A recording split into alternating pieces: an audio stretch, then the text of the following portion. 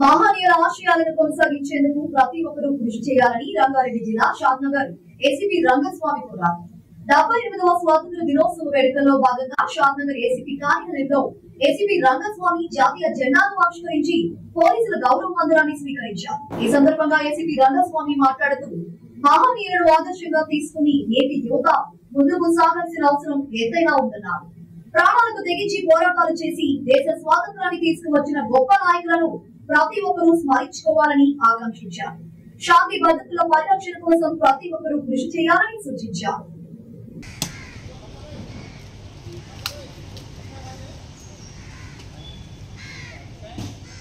आ जाते बोलना आ जाते बोले सेंड